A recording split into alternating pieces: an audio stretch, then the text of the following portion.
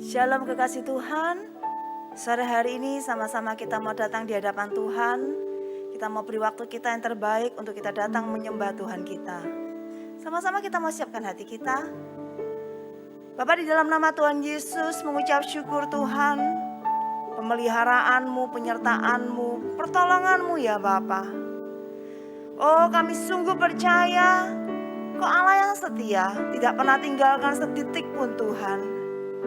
Dan biar pada sore hari ini kami boleh masuk di dalam hadirat-Mu Tuhan, memberikan ucapan syukur kami, menyembah Engkau Tuhan, memberikan hati kami, hidup kami kepadamu. Kira bakasi kinakana rabakashiki arabakana ramayase. Kuduskan kami, sucikan kami Tuhan, bahwa kami masuk dalam hadirat-Mu. Ya Roh Kudus, Kau bekerja di tengah kami, dimanapun kami berada Tuhan. Kau lihat kerinduan hati kami Bapa. Kinabakana ya ramayase, kiarabasi kiarabakana ya ramayase. Biar ini menjadi saat yang terindah ketika kami boleh menyembah Engkau. Di dalam nama Tuhan Yesus, haleluya, amin. Haleluya.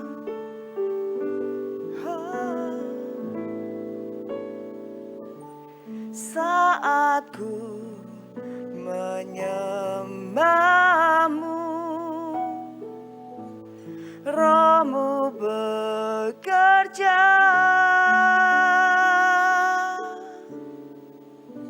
Saat ku memuji-Mu, Kau bertata di atas pujian. Saat ku menyembah-Mu, Roh-Mu bekerja. Saat ku memuji-Mu, Kau bertata di atas pujianku.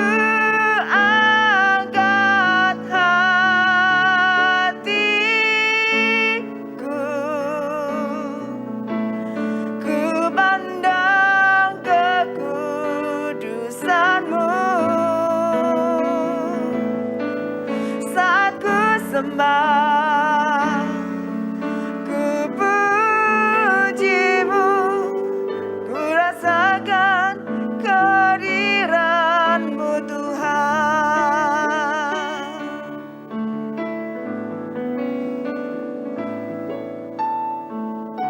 Saat ku menyembah-Mu,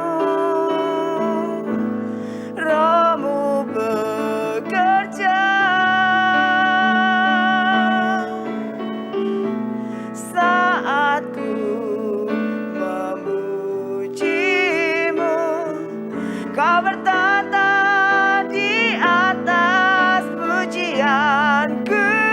Angkat hatiku, ku pandang kekudusan-Mu.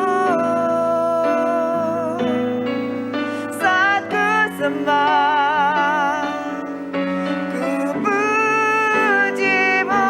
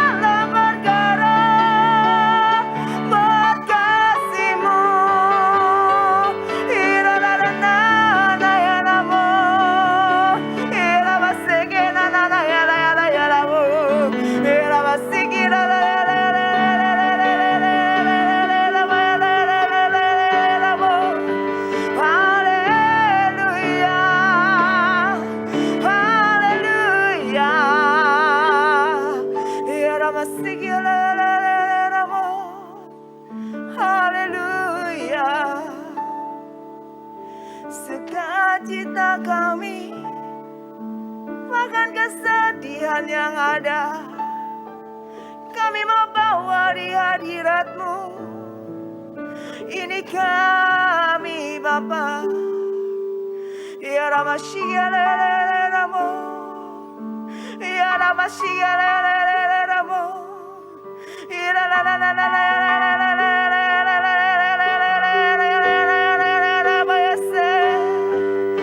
kami angkat hati kami mau tinggikan di atas segalanya Engkau Tuhan, Kau yang terbesar, kuasa-Mu nyata.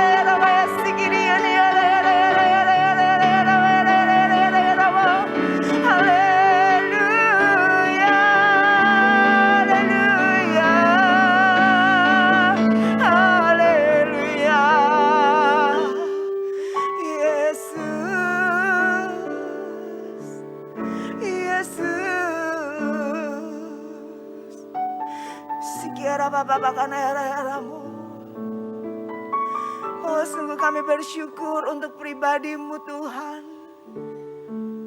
Kami bersyukur untuk Engkau Bapa. Kinayaramu. Yes, amen Jesus. Engkau baik Tuhan. Engkau baik Tuhan. Yes, amen Jesus. Haleluya. Haleluya. Haleluya. Ya Ramasik, ya Rabba-Bapa-Bapa, ya Ramu. Ya Roh Kudus, Kau tolong kami Tuhan. Dalam setiap keluhan-keluhan yang tidak terucapkan, Engkau boleh membawa hati kami tetap mengingat kebaikan-Mu. Percaya bahwa Engkau Allah yang menjawab doa-doa kami. Oh, bahwa kami tetap percaya Tuhan, hanya Engkau pribadi satu-satunya yang sanggup menjawab doa-doa kami. Hanya Engkau Allah yang sanggup membuka jalan Tuhan setiap apa yang menjadi pergumulan kami. Bukan dengan mata kami, tapi dengan iman kami percaya. Sebab anugerah-Mu limpah, anugerah-Mu limpah, penuhi Bapa, penuhi Tuhan.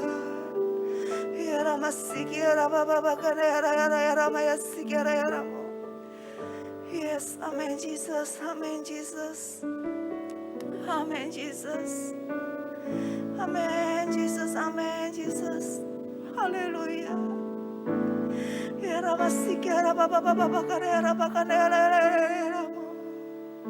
Bahwa kami mengenal-Mu lebih lagi. Dalam kesesakan kami tahu kuasa-Mu nyata. Dalam kelemahan kami tahu Bapa, Kau kuatkan. Yes, amen Jesus. Kau buat perkara lebih lagi. Ini kami, bahwa kami taat selalu. Yesus, haleluya, haleluya. Kami mau mengangkat tangan kami Tuhan, sebagai bukti Tuhan bahwa Engkau satu-satunya yang kami sembah. bukan yang lain Tuhan.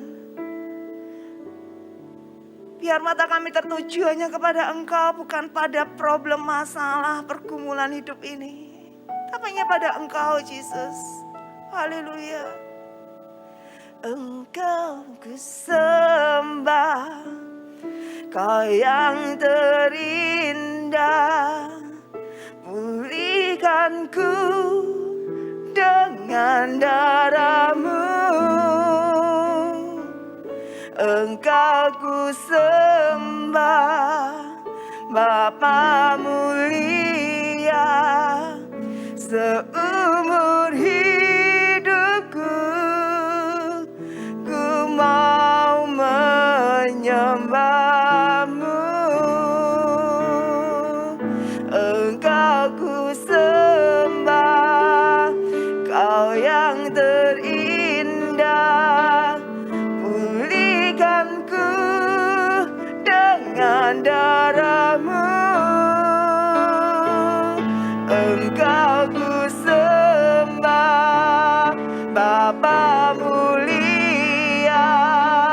Seumur hidupku ku mau menyembah-Mu.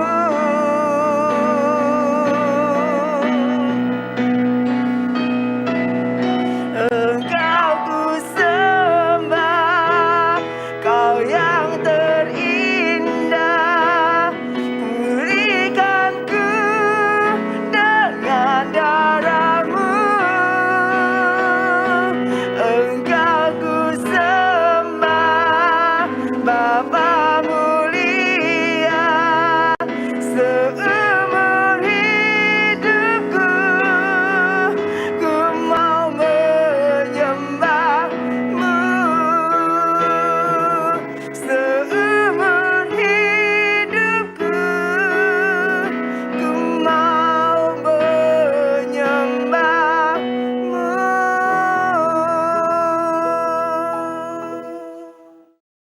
Shalom saudara-saudara yang dikasihi Tuhan, baik yang sudah dengan sikap yang baik untuk mengikuti acara doa malam, dan yang belum, saya harapkan segera mempersiapkan diri dengan baik. Marilah sebelumnya kita akan menghadap Tuhan di dalam doa. Kita berdoa bersama-sama. Segala puji syukur ya Bapa, kami naikkan ke hadapan hadirat-Mu, karena hanya di dalam perkenanan-Mu sajalah kami semuanya, siapapun kami, dimanapun kami berada, dapat bersiap sedia untuk menyambut firman-Mu di dalam acara ibadah doa malam pada saat ini. Bapa, bukalah hati kami, bukalah pikiran kami, supaya kami dapat menangkap apa yang menjadi kehendak-Mu pada firman-Mu pada sore dan malam hari ini. Kami berdoa hanya di dalam nama Tuhan Yesus Kristus. Amin. Saudara-saudaraku yang dikasihi Tuhan, di dalam Alkitab, sebanyak sekian kali Tuhan Yesus berbicara kepada para murid-Nya dan juga kepada kita semua yang membaca Alkitab melalui perumpamaan. Salah satunya adalah apa yang akan kita pelajari bersama pada sore malam hari ini, yang terambil dari Kitab Injil Matius pasal yang ke-20 ayat 1 sampai 16. Yang demikian. Saya akan mempelajarinya bersama-sama saudara semuanya secara berurutan saja dari ayat 1 ke ayat yang kemudian, karena dengan suatu asumsi kita semua adalah pembaca Alkitab.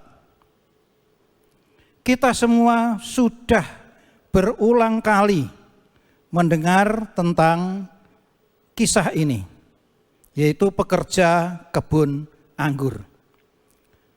Mulai dari kita ada di sekolah minggu sampai kita menjadi dewasa, bahkan menjadi tua.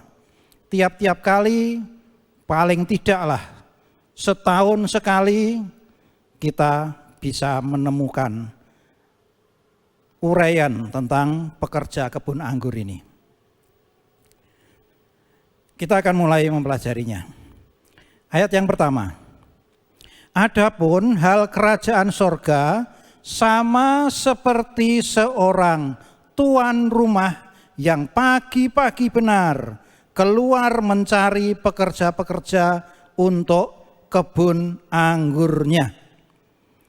Saudaraku yang kasih, suatu perumpamaan diberikan oleh Tuhan kira-kira seperti ini, memberikan gambaran untuk menjelaskan sesuatu prinsip kehidupan.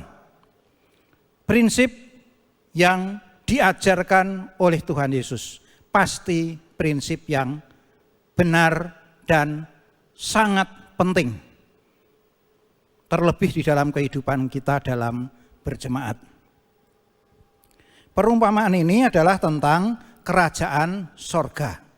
Artinya Tuhan bicara kepada kita semua, Dia menjelaskan kerajaan sorga. Tidak ada seorang pun di antara kita yang tahu tentang kerajaan sorga dengan melihatnya sendiri. Satu-satunya yang pernah tahu adalah Tuhan Yesus Kristus. Karena Dia berasal dari sorga. Di dalam perumpamaan ini, Tuhan menggunakan gambaran seperti ini. Kerajaan sorga itu sama seperti seorang tuan rumah, yang artinya tuan rumah itu pada akhir ayat ini dikatakan kebun anggurnya. Artinya tuan ini adalah pemilik kebun anggur. Dan kita tahu, pasti kita tahu, itulah Tuhan sendiri. Dialah pemilik kebun anggur. Yang pagi-pagi benar, artinya sejak dari awal. Karena orang tadinya waktu malam tidur tidak sadar apa-apa. Kemudian dia bangun, sadar, dan pagi-pagi benar. Artinya sejak kita menyadari atau mengetahui pembahasan tentang kerajaan sorga, maka Tuhan Yesus mulai bekerja di sana. Pagi-pagi benar keluar mencari pekerja-pekerja. Artinya Tuhanlah yang empunya kerajaan sorga. Tuhanlah yang empunya kebun anggur itu. Kebun anggurnya Dia. Dialah yang keluar untuk mencari pekerja.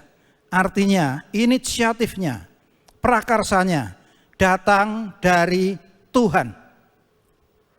Di dalam kekristenan kita harus pegang satu hal. Yang mempunyai inisiatif, yang mempunyai prakarsa untuk menjangkau manusia adalah Tuhan.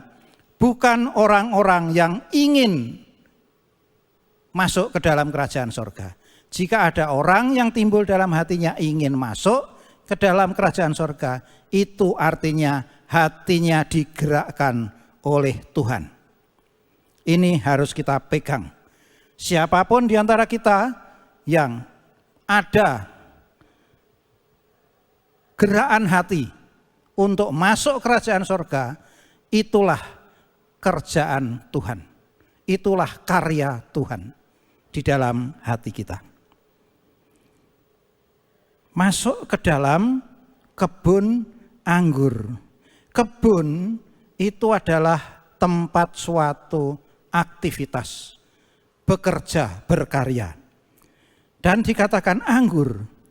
Anggur itu menyatakan sukacita sejak awal untuk menghadapi hasil akhir.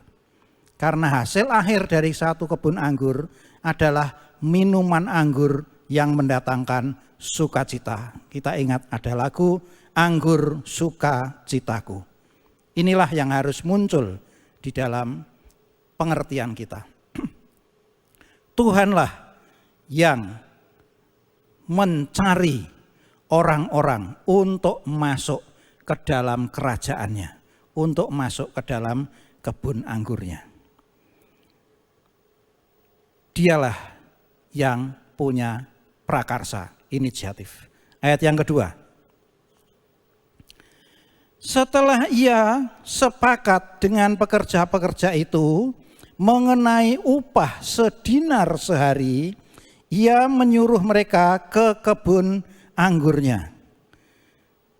Tuhan berhadapan dengan orang-orang yang ditemuinya, berhadapan dengan kita semuanya, seperti seorang tuan kepada pekerja kebun anggur. Ada kesepakatan dua pihak. Sepakat itu pasti ada dua pihak. Yaitu satu, yang diberi, dan yang kedua, pihak kedua adalah yang menerima. Kesepakatan apa? Kesepakatan tentang upah. Upah itu adalah hasil dari suatu pekerjaan. Hasil dari suatu karya. Hasil dari suatu pelayanan. Upah sedinar sehari. Siapakah yang menentukan sedinar sehari? Kita tahu kalau ada seorang mencari pekerja, maka upah itu yang menentukan adalah yang empunya. Sedangkan pekerja setuju atau tidak. Jadi pertama muncul dari yang empunya, baru dari yang diberi. Jadi ini ada kesepakatan antara Tuhan dan kita semua. Seharusnya sudah ada kesepakatan untuk upah sedinar atau 1 dinar sehari. Upah kerja di kebun anggur Tuhan. Nanti akan kita bahas apa yang dimaksud dengan sedinar sehari. Kita lanjutkan dulu ke ayat yang ketiga. Kira-kira pukul 9 pagi ia keluar pula, dan dilihatnya ada lagi orang lain menganggur di pasar. Jadi pada yang pertama tadi, pagi-pagi benar, itu kalau menurut adat kebiasaan di tempat Yesus ada pada waktu itu adalah jam 6 pagi. Jadi jam 6 pagi, pagi-pagi benar, awal orang akan berkarya, bekerja, Tuhan sudah memanggil. Jadi sejak awal Tuhan memanggil. Lalu datanglah kesempatan kedua. Yaitu pada jam kira-kira pukul 9.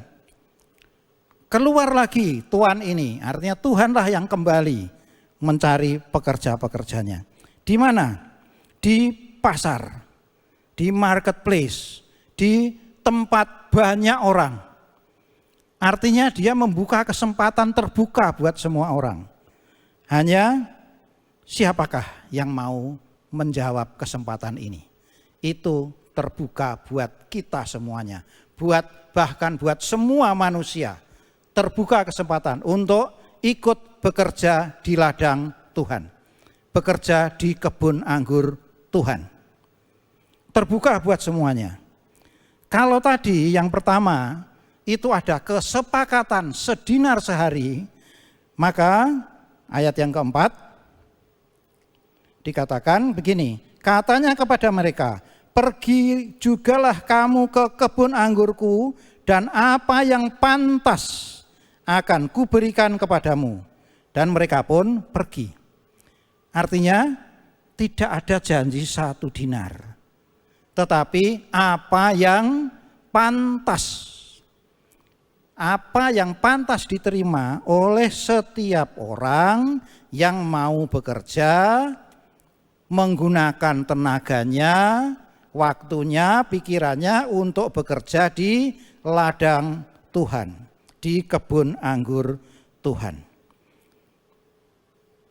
Ayat berikutnya. Ayat yang ke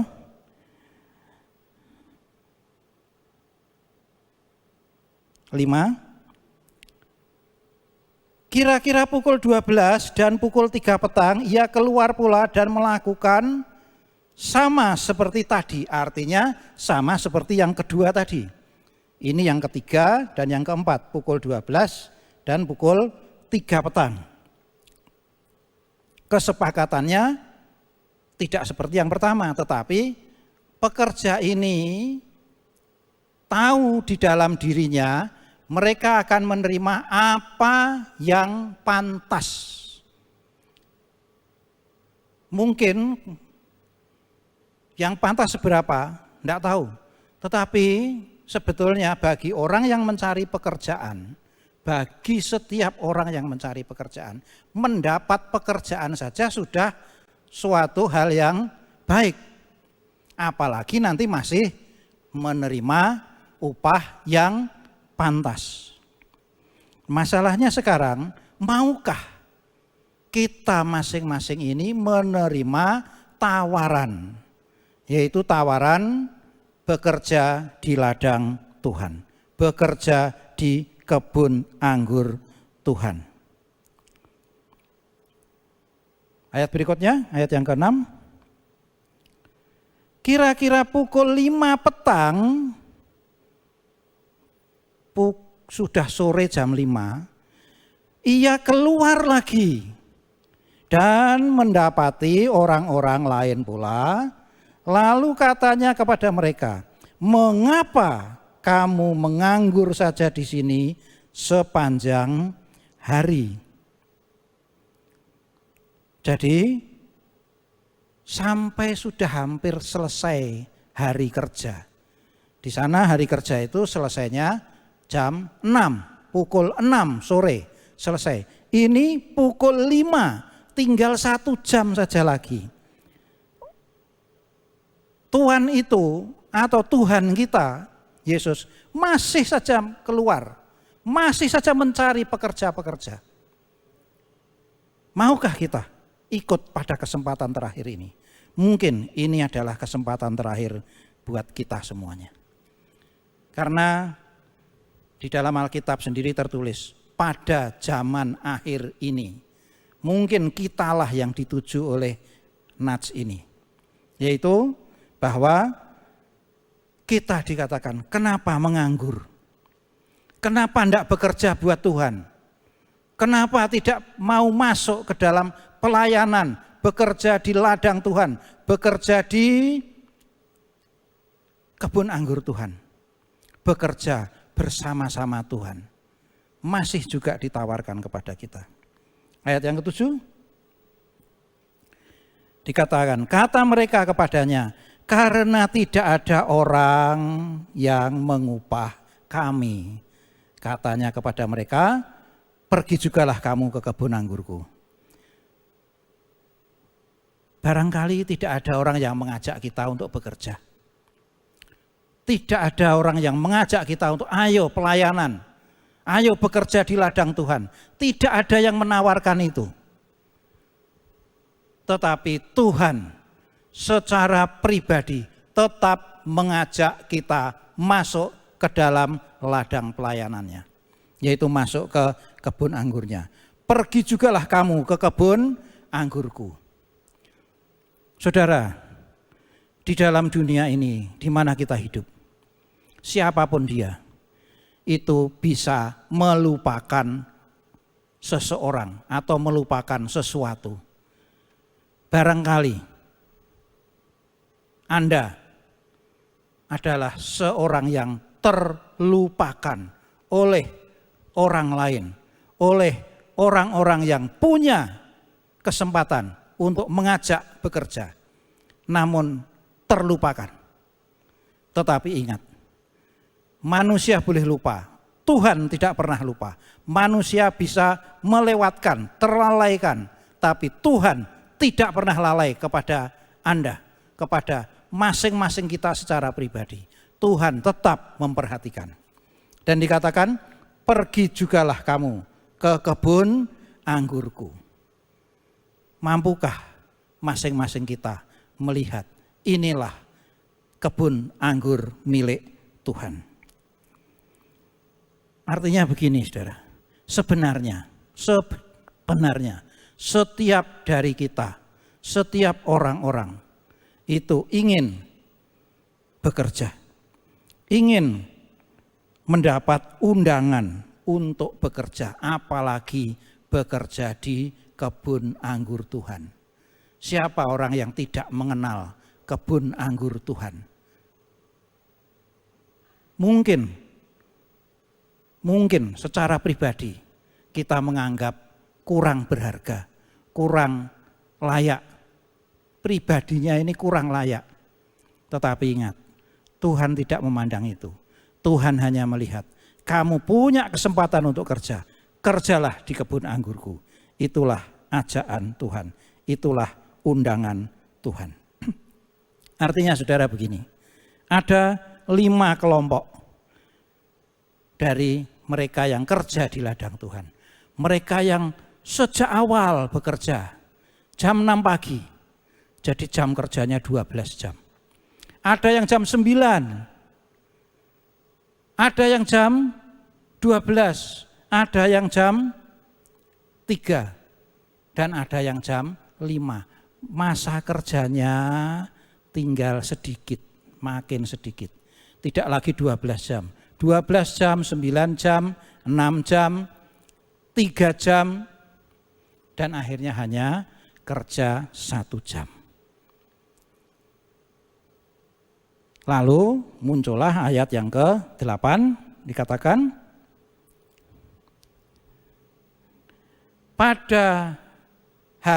ketika hari malam, Tuan itu berkata kepada mandornya, panggil pekerja-pekerja itu dan bayarkan upah mereka, mulai dari mereka yang masuk terakhir hingga mereka yang masuk terdahulu.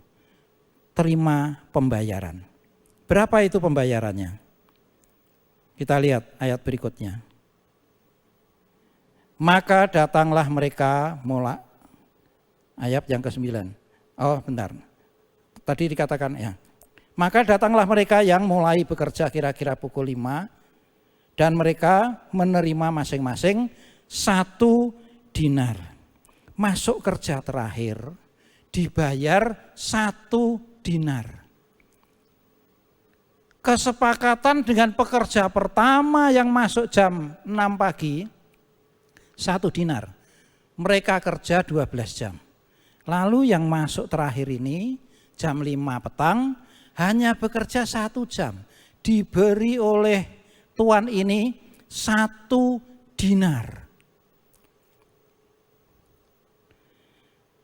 Berarti kelompok yang berikut, yang sebelumnya dia, yang bekerja 3 jam, yang bekerja 6 jam, juga terima 1 dinar, 1 dinar, 1 dinar. Pertanyaan saudara, kalau kita diberi kesempatan bekerja semacam ini, kita pilih jadi pekerja yang mana? Yang masuk jam 6 pagi, yang masuk jam 9, yang masuk jam 12, jam 3, atau yang masuk jam 5. Bayarannya sama-sama 1 dinar. Jawaban ada di hati saudara masing-masing. Dulu sebelum saya memahami ini, saya milih kerja yang 1 jam saja, dibayar 1 dinar. Kemungkinan saudara sama dengan saya. Dikatakan di situ, kemudian ayat yang ke-10 dan 11 nanti. Kemudian datanglah mereka yang masuk terdahulu, artinya yang masuk pada awal, masuk pada jam 6 pagi. Sangkanya akan mendapat lebih banyak, tetapi mereka pun menerima masing-masing 1 dinar juga. Jadi yang masuk pertama pun hanya terima 1 dinar, sedangkan yang masuk terakhir hanya 1 dinar. Maka ayat 11 menyatakan, ketika mereka menerimanya, mereka bersungut-sungut kepada tuan itu. Apa sungut-sungutnya? Ayat 12. Katanya, mereka yang masuk terakhir ini hanya bekerja 1 jam.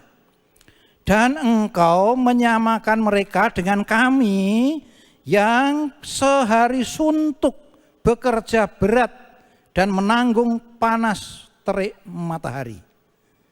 Jadi komplain, menuntut, bersungut-sungut. Mereka hanya kerja 1 jam, terima 1 dinar.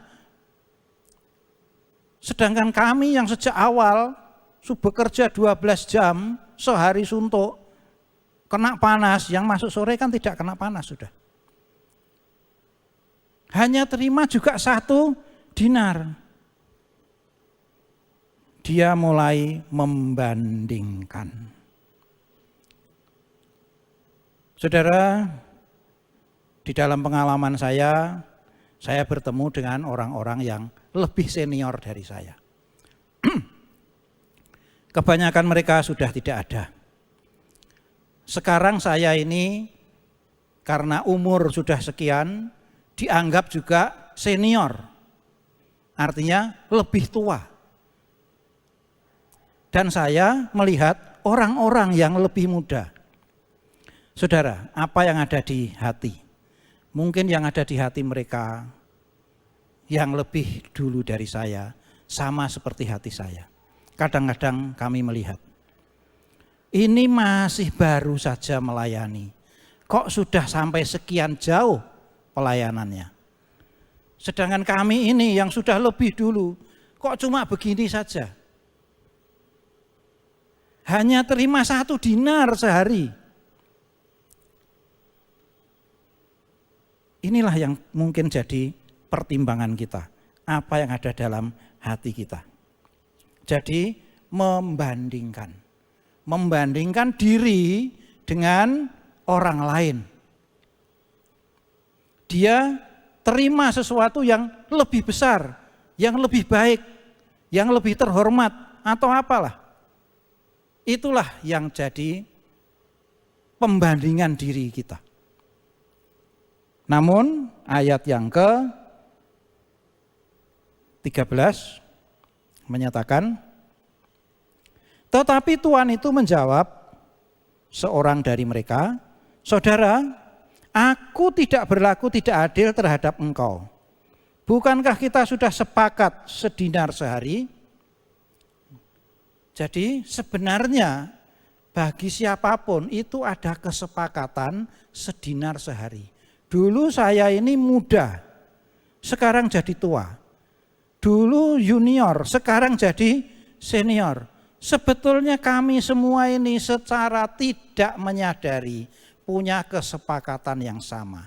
Kesepakatan yang datangnya dari Tuhan yang empunya kerajaan surga, yang empunya kebun anggur. Tuhan sudah sepakat pada titik awal, sedinar sehari, dan itu terus dia pegang.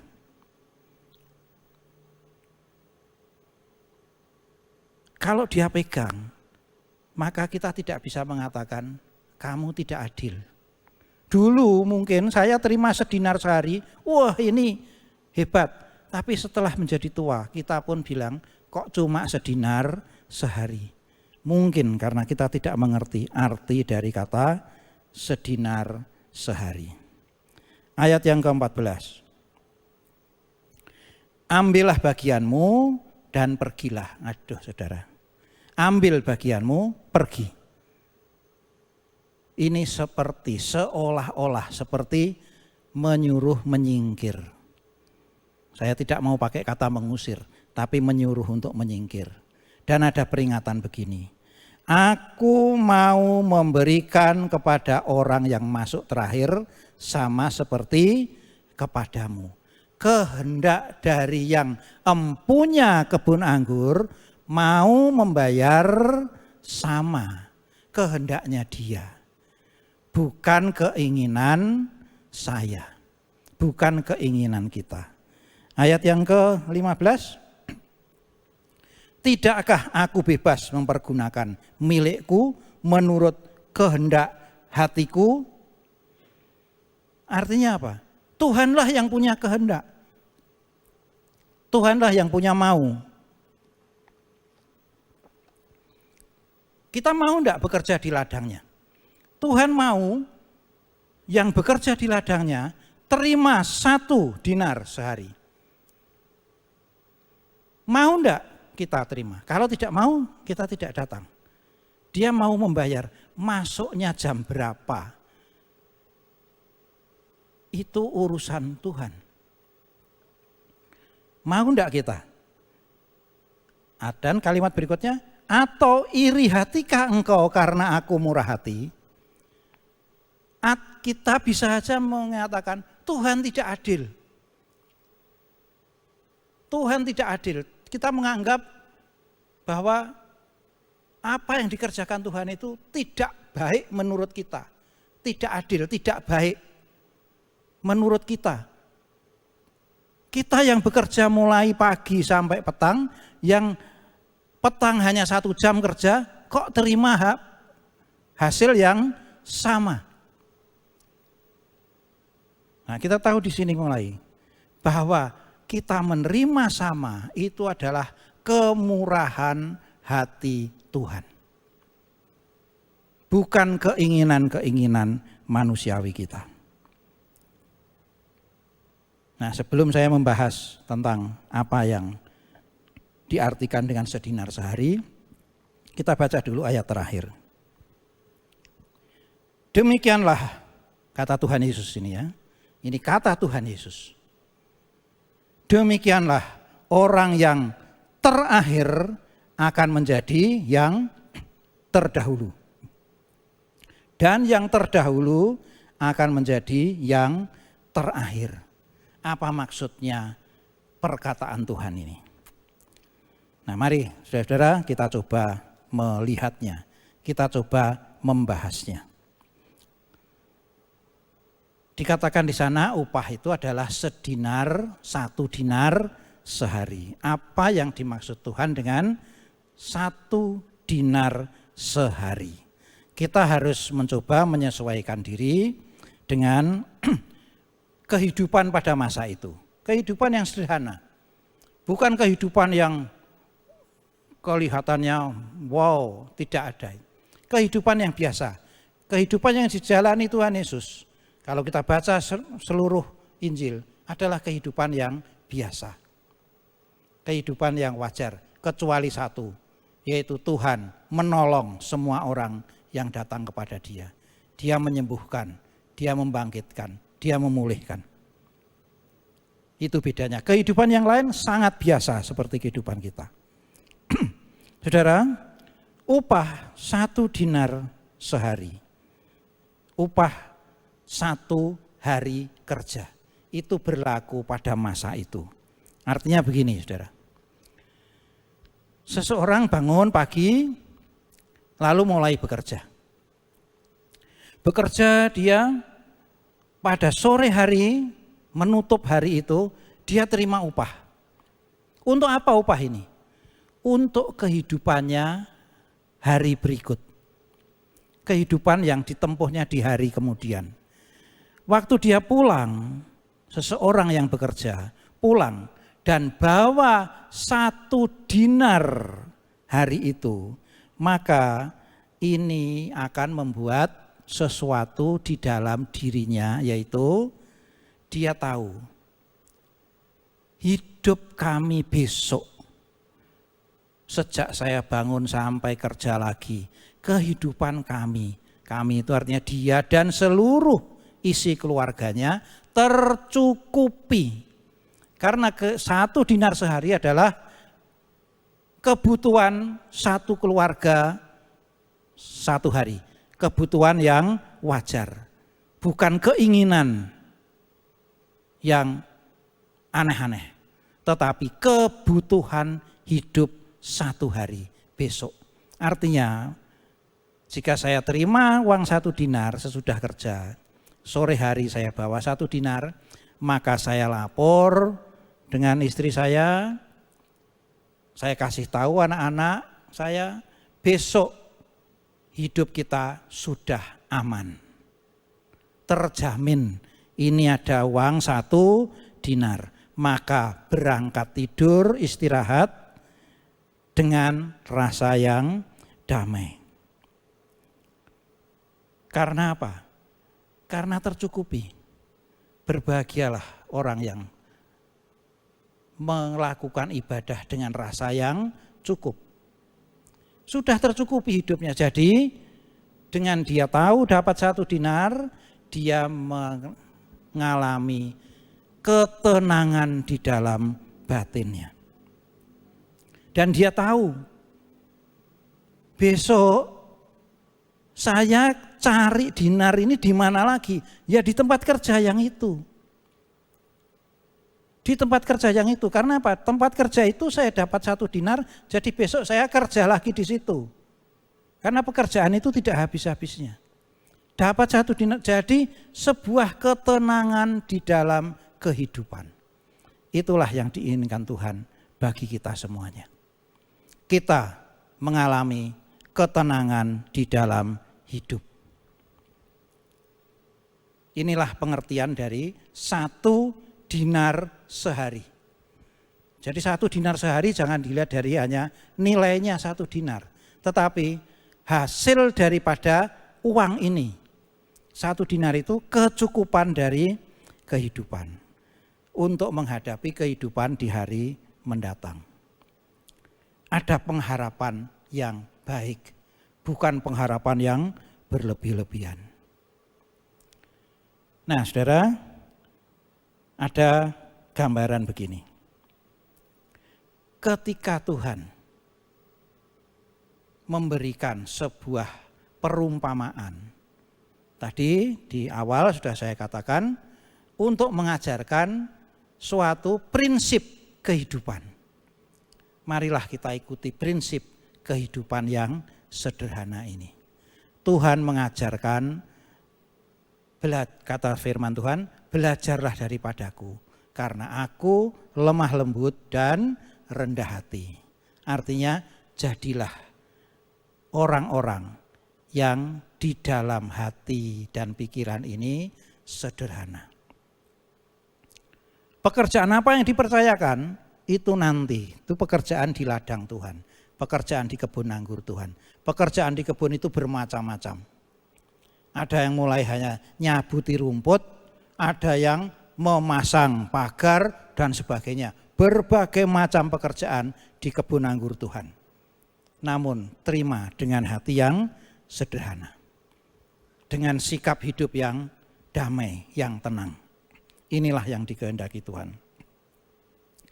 Dan selain itu saudara, ada satu hal lagi yang sering terlewatkan. Ketika Tuhan memberi perumpamaan, nanti Anda lihat di perumpamaan yang lain. Kalau yang perumpamaan itu adalah menyangkut harta atau uang, mungkin perhiasan, maka sebenarnya Tuhan sedang memberikan sesuatu yang akan menunjukkan nilai di dalam hati kita ini. Tuhan sedang memeriksa isi hati kita ini. Bagaimana isi hati kita dalam kaitannya dengan Tuhan. Karena begini saudara, mereka yang masuk jam pertama, yang masuk masih jam 6 pagi. Siapa yang mencari, siapa yang menemui? Tuhan sendiri. Ditemui, diajak, bicara, kesepakatan, ditawarkan mau enggak, kalau mau silahkan masuk. Jam yang berikutnya juga sama. Cuma kalau yang ini ada kesepakatan 1 dinar, yang menjadi gambaran untuk semuanya. Yang kedua itu hanya yang pantas. Artinya yang pantas untuk Tuhan berikan kepada kita, ya ini 1 dinar sehari. Itulah yang pantas sama dengan yang bekerja awal, yaitu ketenangan di dalam hidup kita, ketenangan batin di dalam hidup kita ini. Diberikan sama. Jadi itu kesepakatan, namun itu jugalah hal yang pantas bagi Tuhan, di hadapan Tuhan. Itulah yang pantas untuk kita terima. Kalau itu pantas untuk kita terima, itu diberikan Tuhan. Bukan karena kita meraihnya, bukan karena kita mengambil, apalagi merebutnya dengan berbagai macam cara. Tidak, itulah yang diberikan oleh Tuhan kepada kita masing-masing yang mengambil bagian di dalam pekerjaan di kebun anggur Tuhan. Kebun aktivitas yang menimbulkan sukacita. Sukacita apa? Di dalam hati Tuhan.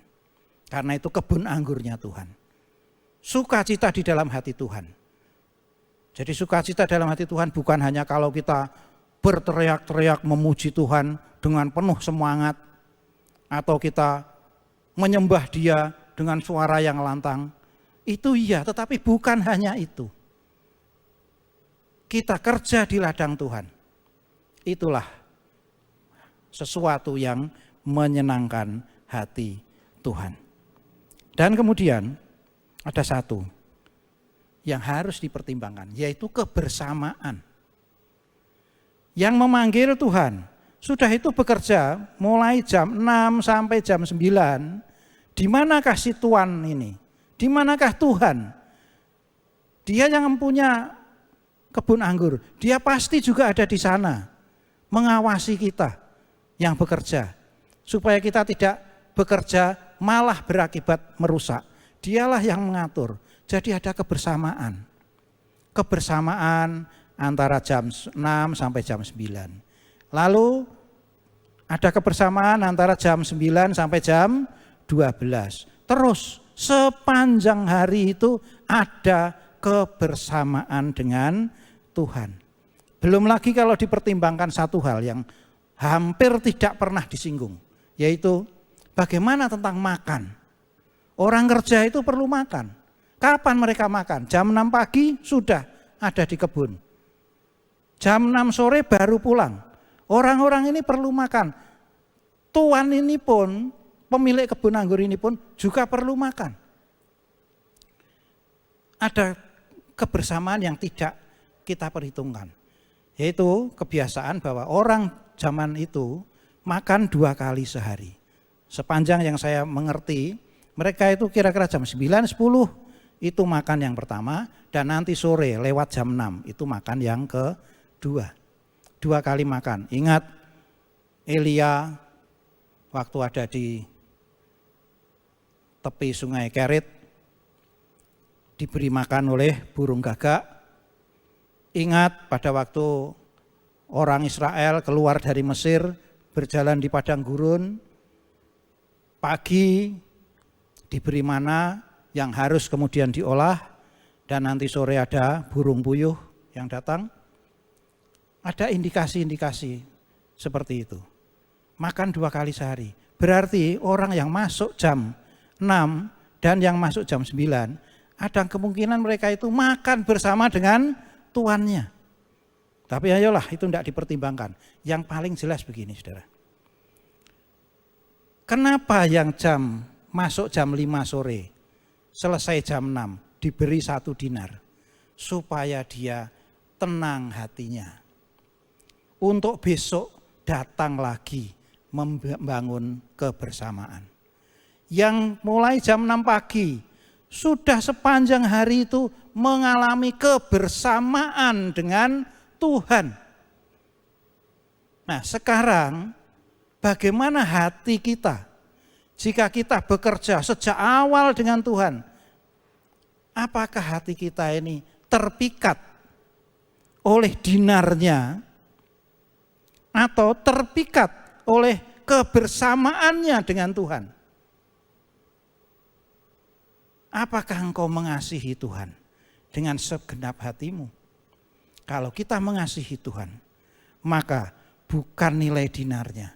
Nilai dinarnya sudah pasti nanti sore terima 1 dinar. tetapi sepanjang hari hidup bersama-sama dengan Tuhan yang empunya kebun anggur. Kebersamaan ini, apakah dia dipanggil awal sungguh mengasihi Tuhan atau hanya mengasihi dinarnya? Bisa saja dia hanya mengasihi dinarnya, tahan bekerja hanya untuk memperoleh upah. Tapi kebersamaan dengan Tuhan itu bukan upah, itu adalah kasih karunia, dapat hidup terus sepanjang hari dengan kebersamaan bersama Tuhan. Nikmatilah itu, saudara. Pelajari itu, resapkan dalam hati, barangkali Tuhan menanti hati Anda ini lebih memilih kebersamaan dengan Tuhan, bukan hanya kecukupan hidup. Kebersamaan dengan Tuhan bukan hanya 1 dinar. Ingat 1 dinar pun nilainya berharga. Tapi Tuhan sedang menantikan hati Anda. Bahwa kehadiranmu di dalam pelayanan, gereja ini sudah mempunyai sekian banyak pelayanan, siapapun Anda, dimanapun Anda melayani, itulah apa yang diberikan oleh Tuhan. Kita datang ke sini di dalam pelayanan, apapun asal-usulnya, semua adalah karena Tuhan memanggil. Entah melalui seseorang, entah melalui bisikan dalam hati. Sehingga kita punya niat untuk melayani. Itu adalah Tuhan. Itu adalah pekerjaan Tuhan. Maukah kita menerima? Tuhan adalah gembalaku. Amin. Amin. Mari kita berdoa. Segala puji syukur ya Bapa, kami naikkan ke hadapan hadirat-Mu. Karena kami tahu Tuhan sekarang. Kami tahu sekarang bahwa Engkau selalu memanggil kami untuk masuk ke ladang pelayanan yang Kau sediakan, yaitu kebun anggur. Jika kami bekerja di sana Tuhan, maka kami pasti menyenangkan hati-Mu. Bukan karena kami melakukan macam-macam hal, tetapi memang Engkau menyediakan itu untuk sukacita-Mu. Dan sukacita-Mu adalah kekuatan kami. Karena itu Tuhan, bukalah hati dan pikiran kami, supaya kami menyediakan diri kami untuk melayani Engkau di sepanjang kehidupan kami. Karena kami tahu 1 dinar-Mu begitu berharga, namun jauh lebih berharga adalah kebersamaan-Mu dengan kami. Terima kasih Tuhan, terima kasih Bapa. Kami sudah berdoa hanya di dalam nama Tuhan Yesus Kristus. Amin. Amin.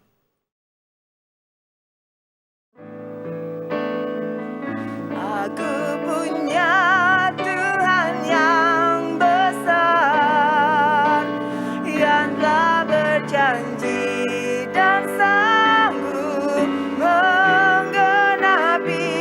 Imanku bersemangat, percaya kuasanya, ku terima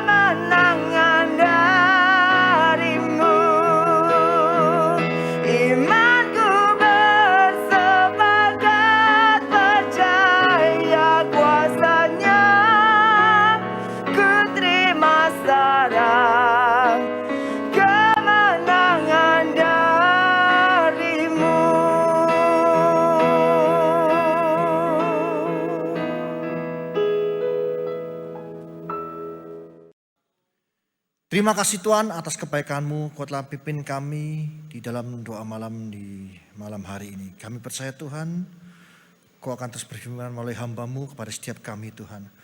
Karena kami percaya Tuhan, kami butuh Engkau Tuhan dalam kehidupan kami. Tunjukkan jalan-jalan-Mu melalui firman-Mu dan kami percaya Tuhan, Kau akan berikan kesegaran baru Tuhan dalam setiap kami Tuhan, menikmati doa malam di tempat kami masing-masing. Kami percaya Tuhan, urapi kami, berkati kami, dan kami percaya Tuhan, Kau menyertai kami semua Tuhan, dan beri kekuatan yang baru senantiasa. Terima kasih Tuhan, berkati hamba-Mu yang telah menyampaikan firman-Mu, kami percaya Tuhan Kau memberikan kekuatan yang baru senantiasa dalam kehidupannya, di dalam keluarganya, di dalam pelayanannya, apapun dilakukan hamba-Mu berhasil untuk kemuliaan nama-Mu saja Yesus. Terima kasih Tuhan. Kami percaya Tuhan Kau juga memberkati seluruh jemaat-Mu dimanapun kami berada. Kami percaya Tuhan Kau memberikan senantiasa Tuhan kekuatan baru senantiasa bagi kami untuk tetap tinggal di dalam Engkau. Kami percaya Tuhan di saat kami tinggal di dalam Engkau Tuhan, Kau akan berikan kekuatan senantiasa menghadapi hari-hari ke depan. Apapun masalah kami di depan, kami tidak akan gentar. Tapi kami akan maju senantiasa bersama dengan Engkau. Roh Kudus Kau berbicara lebih lanjut kepada kami, dan kami percaya Tuhan nama-Mu saja tinggal. Terima kasih Tuhan. Tuhan laikan hamba-Mu untuk berkat bagi jemaat-Mu dimanapun kami berada. Kidara patara pata sikap patara bayara, kidara patara sikita patara bayara. Tuhan, laikan hamba-Mu Tuhan. Saudara kasih, terimalah berkat di dalam nama Bapa, Putra, dan Roh Kudus. Di dalam nama Tuhan Yesus. Amin.